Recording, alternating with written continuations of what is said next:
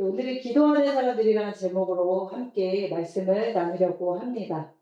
네, 먼저 우리가 말씀 들어가기 앞서서 제가 질문을 하나 드리려고 합니다. 왜 하나님은 우리에게 기도하라고 하실까요? 왜 우리는 기도를 할까요?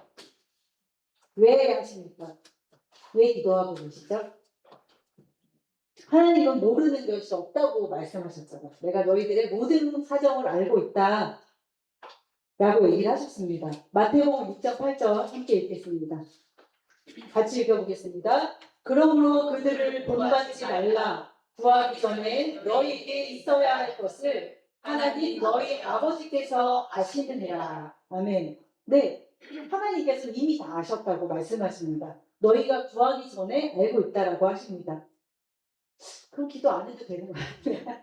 아시는데, 그죠? 굳이 하나님께서 알고 계시는데 왜 우리가 굳이 기도를 해야 될까요?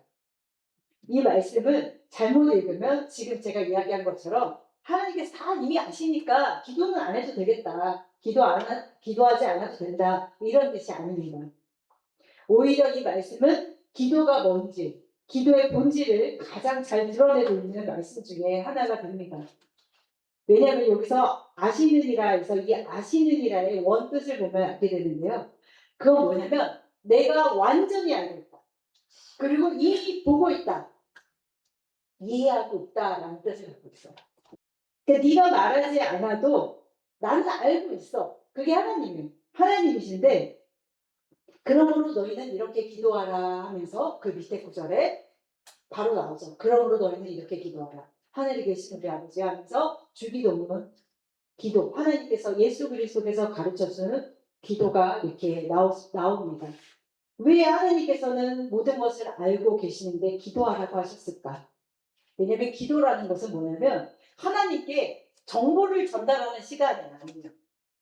기도는 무엇일까요?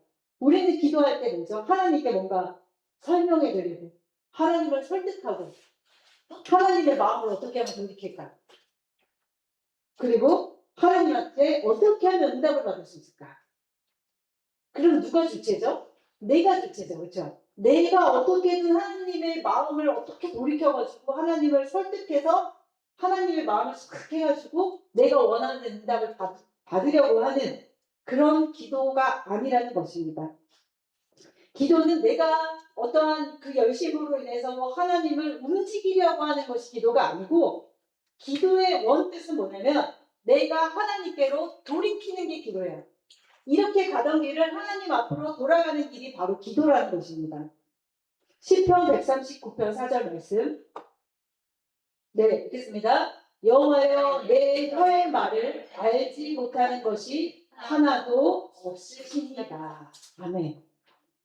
이 말씀은 다윗의 고백입니다. 하나님께서 자신을 얼마나 잘 알고 계시는지에 대해서 고백하는 부분인데 어느 정도냐면 하나님께서는 이미 내 혀의 말을 알고 계시다라는 것입니다. 원문으로 직역하면 이렇게 할 수 있습니다. 내 혀에 아직 말이 있기도 전에 보소서 여호와여 주께서는 이미 그것을 알고 계십니다. 내 혀에서 그 말이 있기도 전에 하나님께서는 알고 계신다라는 뜻입니다. 그러니까 하나님께서는 입 밖으로 뱉은 것만 알고 계신 것이 아니라 내가 생각하고 있는 것, 아직 입 밖에 내놓지 않은 것까지도, 그러니까 우리의 중심의 그 깊은 것까지도 이미 알고 계시다는 뜻입니다. 그래서 우리가 서두에 읽은 너희가 구하기 전에 너희에게 있어야 할 것을 하나님 아버지께서 아신다 라고 이야기하신 것이죠. 그렇기 때문에 하나님은 전지하시고 전능하신 분이기 때문에 우리가 기도할 때 하나님 앞에 어떤 정보를 전달을 드리거나 하나님 앞에 설명을 드리거나 하나님을 설득하는 시간이 아니라는 것입니다. 이미 다 아시는 하나님 앞에 내 마음을 쏟는 시간입니다.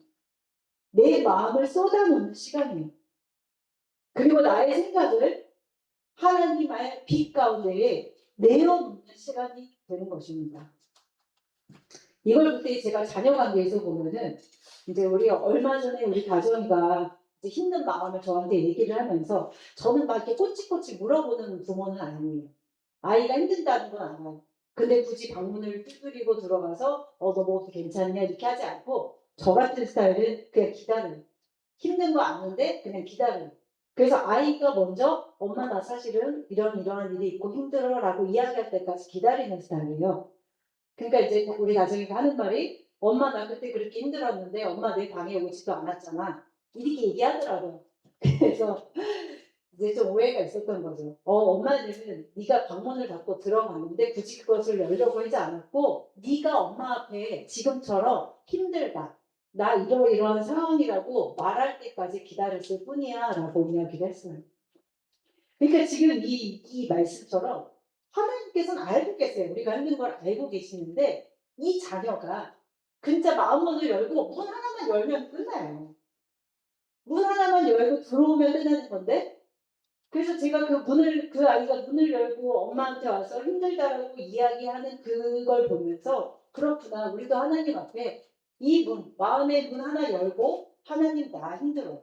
하나님 나 이제 할 수 없어요. 하나님 나 이제 끝까지 온 것 같아요라고 그렇게 문을 여는 시간. 하나님이 모르고 계시는 게 아니에요. 이미 다 알고 계시는데 하나님은 빛 가운데 계신 분이기 때문에 그냥 우리 힘든 그 모습 그대로 내 눈물이 흐르면 흐르는 대로 엎어지면 엎어져 있는 그대로를 가지고 하나님 앞에 나아가는 거예요. 하나님 저의 모습이 이렇습니다. 하나님 앞에 뭘 잘 보이려고 가꾸고 뭐 아름다운 막 언어를 섞어서 하나님 앞에 그럴 필요가 없잖아요. 그렇죠? 하나님 앞에는 그냥 나의 있는 모습 그대로 죄인의 모습 그대로 속상하면 속상한 대로 어리석으면 어리석은 대로 하나님께서 나아오기를 기다리시고 계신 거예요. 예수님께서 십자가에서 그것을 하신 거잖아요. 누구든지 하나님 앞에 있는 모습 그대로 나올 수 있도록. 히브리서 4장 13절 말씀을 보겠습니다. 히브리서 4장 13절 함께 읽겠습니다. 지으신 것이 하나도 그 앞에 나타나지 않음이 없고 우리의 결산을 받으실 그의 눈앞에 만물이 벌거벗은 것 같이 드러나느니라. 아멘. 그리고 하나 더 읽겠습니다. 바로 앞절의 말씀인데요. 히브리서 4장 12절 읽겠습니다. 하나님의 말씀은 살아있고 활력이 있어 좌우의 날선 어떤 검보다도 예리하여 혼과 영과 및 관절과 골수를 찔러 쪼개기까지 하며 또 마음의 생각과 뜻을 판단하나니. 아멘. 우리의 마음이 하나님 앞에 그 말씀으로 벌거벗은 것처럼 드러난다고 되어 있습니다. 헬라어의 의미를 보면 이렇게 나타납니다. 가려진 것이 없는 상태. 가려진 것이 없다는 것은 뭐죠? 그 있는 모습 그대로 나아가는 거 하나님 앞에. 완전히 드러난 상태. 겉모습만 보이는 게 아니에요. 너희가 마당만 밟는구나 하는 것은 왜 하나님께서 그렇게 질책을 하시냐면 외식하기 때문에. 속에는 죽은 뼈들이 가득하고 속에는 미움과 두려움과 슬픔과 뭐 이런 것이 가득한데 하나님 앞에서 얘기하지 않아요. 정말 거룩한 모습으로 예쁘게 치장하고 우리가 그렇게 산다는 거예요. 아무것도 아닌 것처럼 하나님 앞에서조차 그런 모습으로 우리가 살아가고 있다는 것입니다. 아무것도 아닌 것처럼. 그런데 그 겉모습만 보인다는 것이 아니라 지금 하나님의 말씀에 혼과 영과 및 관절과 골수를 찔러서 뚫리기까지 한다는 것은 뭐냐면 그 안에 있는 우리 안에 있는 숨은 동기 그리고 마음, 두려움, 교만, 슬픔, 욕심, 상처, 우울함 이 모든 것을 하나님 앞에서는 하나도 숨길 수 없다라는 것입니다. 다시 말하면 숨길 필요가 없다라는 겁니다. 왜냐하면 하나님은 우리의 겉모습을 보는 것이 아니라 바로 우리의 중심을 보기 때문입니다. 오늘 주일 오전 말씀에 어떤 말씀들이 있었죠? 골짜기. 골짜기예요. 우리는 골짜기가 있어요. 그 기쁨과 슬픔이 골짜기를 만들었던 거예요. 근데 하나님은 그걸 모르고 그냥 모르는 척 하시는 것이 아니라 결국엔 시온으로 회복을 시키시는 거잖아요. 그 자리가 성소가 되는 거잖아요. 그래서 정말 은혜가 뭐냐면 우리가 하나님 앞에 어떠한 모습을 가리우고 감추고 아닌 것처럼 할 필요가 없다는 거예요. 그냥 지금 내가 느끼는 그대로 모습 그대로 하나님 앞에 나아갈 수 있다는 것입니다. 히브리서 4장 14절부터 16절 그 밑에 말씀이죠. 지금 그 하나님의 말씀이 예리하고 칼같다라는 말씀 밑에 이제 나오는 말씀인데 히브리서 읽겠습니다. 그러므로 우리에게 큰 대제사장이 계시니 승천하시니 곧 하나님의 아들 예수시라. 우리가 믿는 우리를 굳게 잡을지어다. 우리에게 있는 대제사장은 우리의 연약함을 동정하지 못하실 리가 아니오. 모든 일에 우리와 똑같이 시험을 받으시기로되 죄는 없으시니라. 그러므로 우리는 긍휼하심을 받고 때를 따라 돕는 은혜를 얻기 위하여 은혜의 보좌 앞에 담대히 나아갈 것이니라. 아멘. 그래서 오늘 이 자리에 계신 거 아니겠어요, 저희가? 우리가 우리의 있는 모습을 숨겨야 된다면, 이 모습이 우리의 진짜 뭐 괜찮은 모습만 보여야 되는 자리라면, 우리가 이렇게 주일날 피곤한데 그 몸을 이끌고 나올 일이 없어요. 세상처럼 우리가 그런 모습만 보여야 한다는. 하지만 오늘 말씀에 하나님께서는 너희의 있는 그 연약함 그대로. 왜냐하면 예수 그리스도께서 이미 그 모든 시험을 동일하게 받으셨기 때문에 너희들은 긍휼을 입은 자들이라는 거예요.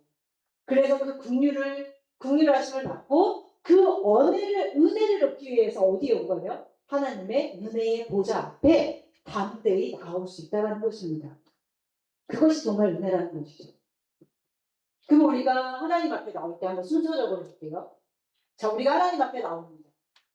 그러면 말씀이 선포되죠. 그 말씀이 선포된다는 건 무엇이죠? 빛이 비춰지고 우리의 숨은 어두움이 드러난다는 것이죠. 근데 드러날 때 우리가 꽁꽁 싸매고 있으면 드러나지 않아요. 하나님 앞에 그대로 내어놓는 거예요. 빛 가운데, 우리 빛 앞에 섰잖아요. 그죠? 빛 앞에 섰는데 우리가 꽁꽁 싸매고 있을 필요 없다는 거예요. 내려놓으세요. 나의 슬픔과 고통과 그 모든 것을 하나님 앞에 드러내는 거예요. 그럼 우리는 더 이상 숨지 않아요. 숨을 곳이 없습니다. 그리스도 안에서는 숨지 않으셔도 되는 거예요. 왜냐하면 하나님께서는 나를 정죄하는 분이 아니기 때문입니다. 지금 읽은 말씀처럼 나를 위해 중보하시는 대제사장으로 계시기 때문에 우리가 더 이상 숨지 않아도 된다는 것입니다. 그래서 우리가 도망을 치는 것이 아니라 하나님의 은혜의 보좌 앞에 더욱더 나아가야 됩니다. 내가 어둠 가운데 있으면 있을수록 더 나아가셔야 된다는 거예요. 아담과 하와가 죄를 짓자마자 한 일이 무엇입니까? 자신을 가리는 일이었어요. 무화과 나무 잎을 엮어서 자신을 가리는 일부터 했습니다. 왜 그렇게 했을까요? 왜 숨고 왜 가리웠을까요? 그것이 인간의 본성이기 때문에 그렇습니다. 벌거벗음이 드러나기 때문에. 하지만 하나님의 말씀은 그렇지 않죠. 너희가 벌거벗은 것 같이 다 드러내신다고 말씀하셨잖아요. 하나님은 그 일을 하시고자 하는데 우리는 반대로 숨기고 입고 도망간다면 우리는 하나님 말씀과는 반대되는 곳으로 가고 있다는 것이죠. 하지만 하나님께서는 그들을 정죄하시거나 버린 것이 아니라 가죽 옷을 입혀주시잖아요. 우리가 무화과 나무 잎으로 이것으로 내 죄를 가리웠다고 영원히 숨겼다면 하나님을 만날 수 없었겠죠. 하지만 하나님께서 마련하신 그 가죽 옷을 입은 다음에 하나님의 은혜의 보좌로 나아온 것을 예수 그리스도의 죽음으로 말미암아 우리에게 주신 것이죠. 그래서 우리가 이것을 영적 그림으로 보게 되면 죄는 숨으려고 합니다. 우리 가운데 죄가 있잖아요. 그럼 하나님 앞에 나아오기가 싫어요. 나아갈 수가 없어요. 왜냐하면 죄라는 속성은 숨기 때문에 그렇습니다. 하지만 하나님은 나오라고 하세요. 내가 빛이야. 빛 가운데로 나와. 라고 초청을 하시죠. 그러고는 우리 보고 의롭다라고 이야기하시는 거예요. 오늘 읽은 말씀들을 위해서 조금 정리를 해보면 우리가 시편 139편 4절에 하나님은 이미 내 입 속에 있는 말도 아신다라고 하셨고, 그리고 마태복음 6장 8절에는 구하기 전에 필요한 것을 내가 알고 있다라고 말씀하셨고, 그리고 로마서 8장 26절도 한번 보겠습니다. 로마서 8장 26절. 이와 같이 성령도 우리의 연약함을 도우시다니 우리는 마땅히 기도할 바를 알지 못하나 오직 성령이 말할 수 없는 한식으로 우리를 위하여 친히 강구하시느니라. 밑에도 읽겠습니다. 마음을 살피시는 이가 성령의 생각을 아시나니 이는 성령이 하나님의 뜻대로 성도를 위하여 강구하심이니라. 아멘. 그리고 히브리서 4장 13절에는 하나님 앞에서는 모든 것이 벌거벗은 것처럼 드러난다라고 이야기했습니다. 드러나는 것은 은혜입니다. 드러나는 것 앞에 우리가 숨는다면 우리가 은혜의 보좌 앞에 나아가는 것이 아니죠. 오늘 히브리서 4장 16절의 말씀처럼 은혜의 보좌 앞으로 담대히 나아가고 빛 가운데 하나님께서 초청하시는 거예요. 나아와 라고 이야기하시는 것이죠. 그래서 우리가 기도를 시작할 때 오늘은 무슨 기도를 할까? 이렇게 시작하는 것이 아니라 우리의 고백은 이렇게 시작해야 됩니다. 하나님 앞에 더 이상 가리우지 않겠습니다. 하나님 앞에 더 이상 숨지 않겠습니다. 그냥 내 있는 모습 그대로로 하나님 앞에 고백하는 거예요. 내어놓는 거예요. 그 기도라는 히브리어를 보면 팔랄입니다. 팔랄이라는 언어를 갖고 있는데 판단하다, 중재하다 뭐 이런 의미들을 갖고 있습니다. 하나님 앞에서 자기를 비추는 것이 기도예요. 하나님 앞에서 나의 어둠과 나의 깊은 속에 숨은 것까지가 드러나기를 원하는 자리가 바로 기도의 자리라는 것입니다. 예수님께서 그것을 겟세마네 동산에서 그대로 보여주셨습니다. 내 원대로 마옵시고 아버지의 원대로 하옵소서라는 기도를 하게 되죠. 그래서 기도를 하는 것은 내 뜻을 막 강구하는 것이 기도가 아니라 하나님의 뜻 가운데로 우리가 들어가는 거예요. 하나님의 뜻을 알고자 엎드리는 자리가 바로 기도의 자리라는 것입니다. 성경 속에서 기도하는 사람들의 모습을 보면 모두 비슷한 모습을 갖고 있습니다. 공통점이 있어요. 뭐냐면 내가 잘 나가고 내가 형통할 때도 재단을 쌓았지만 언제 기도했냐면 무너질 때 기도했어요. 무너질 때. 왜 그러냐면 우리가 앞서서 목사님들 통해서도 계속 들은 말씀이지만 기도라는 것은 우리 에노스의 이름 많이 들으셔 아세요? 에노스의 이름이 뭡니까? 에노스는 텅 빈 자, 병든 자 이런 뜻을 갖고 있는데 그 구절을 살펴보면 에노스 이야기가 나오면서 비로소 여호와의 이름을 불렀더라라는 말씀이 함께 나옵니다. 우리가 항상 여호와의 이름을 불러요. 오늘도 부르고 내일도 불러요. 근데 하나님이 진짜 들으신 때는 언제예요? 내가 약한 자고 내가 병든 자라고 여김을 받았을 때 하나님의 이름을 드디어 부른 거예요. 그때 거예요. 하나님은 그게 부른 거예요. 주여 주여 하는 자마다 뭐죠? 그 7장 21절 마태복음 7장 21절에 나더러 주여 주여 하는 자마다 다 천국에 들어갈 것이 아니고 다만 하늘에 계신 내 아버지의 뜻대로 행하는 자라야 들어간다.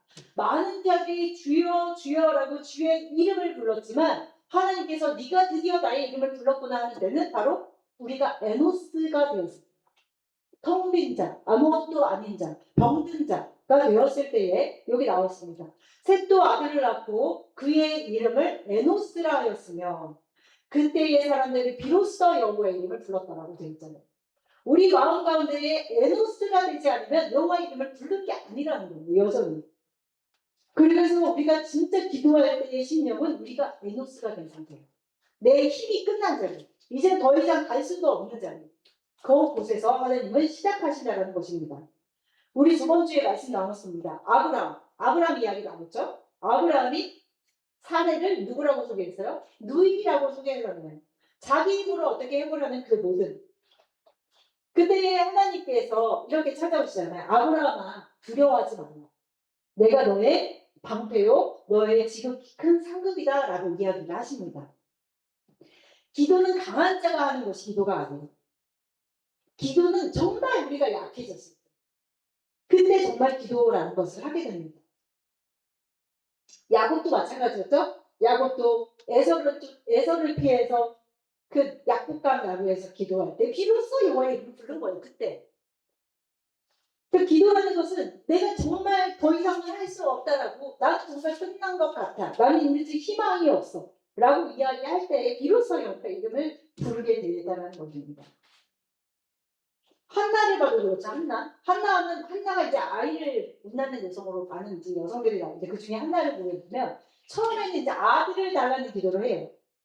그런데 그의 마지막의 기도는 어떻게 끝나냐면 사무엘상 1장 28절 보겠습니다.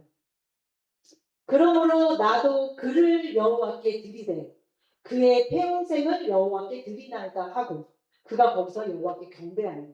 처음에는 그 아들을 구했지만 그의 마지막의 기도는 그 아들을 하나님께 드리는 기도로 끝난다는 겁니다. 그러니까 기도는 내 소유를 자꾸만 늘려가고 주소서 하고 내 소유를 계속 늘려가는 것이 아니라 하나님 앞에 내 모든 소유를, 내 생명까지도 하나님 앞에 맡겨드리는 것이 기도라는 것입니다. 그리고 다윗이 왕궁에 있는 시간보다 어디에 있는 시간이 많았을까? 광야 시간이 더 많았어요. 광야에서 더 많은 기도의 시간을 갖습니다. 그리고 다윗이 죄를 지었을 때 숨지 않았습니다. 시편 51편 10절 읽겠습니다. 하나님이여 내 속에 정한 마음을 창조하시고 내 안에 정직한 영을 새롭게 하소서. 나를 주 앞에서 쫓아내지 마시며 주의 성령을 내게서 거두지 마소서라고 기도합니다. 다윗이란 죄를 짓지 않았겠습니까? 모두가 아시는 죄를 지었잖아요. 많은 죄를 지었지만 다윗이 그 종이 와서 다윗의 죄를 드러냈을 때에 다윗은 그 자리에서 완전 엎어졌어요. 그리고 하나님 앞에 숨기면서 나아가는 것이 아니라 있는 모습 그대로를 가지고 나아갔다는 것입니다. 그리고 엘리야 선지자도 로덴나무 아래에서 죽게 되었을 때에 더 깊은 하나님을 만나게 되죠. 열왕기상 19장에 이제 그 전반적인 모습이 나옵니다. 기도 앞에서는요, 우리는 강한 척할 필요가 없어요. 기도 앞에서 우리가 아름다운 언어들을 막 조합해서 할 필요도 없습니다. 그냥 내 안에 있는 모습 그대로, 내가 가진 언어를 그대로 하나님 앞에 가지고 나아가는 것이 기도의 자리라는 것입니다. 그리고 다니엘 6장 10절. 다니엘이 조서에 왕의 도장이 찍힌 것을 알고도 자기 집에 돌아가서는 윗방에 올라가 예루살렘으로 향한 창문을 열고 전에 하던 대로 하루에 3번씩 무릎을 꿇고 기도하며 그의 하나님께 감사하였더라 라고 되어 있습니다. 지금 다니엘의 사정을 아시잖아요. 다니엘이 지금 하나님 앞에 감사할 처지예요. 처지만 보면 아니잖아요. 그죠? 그런데 다니엘은 전에 하던 대로 기쁠 때만 한 것이 아니라 슬플 때만 한 것이 아니라 늘 하던 그 모습 그대로 오늘도 여전히 전에 하던 대로 하루 3번씩 무릎을 꿇고 기도하면서 환경 때문에 막 바뀌는 것이 아니라 그대로 하나님 앞에 감사하였다라고 되어 있습니다. 그러니까 우리의 모든 그 말씀에도 있잖아요. 너희가 쉬지 말고 기도하라.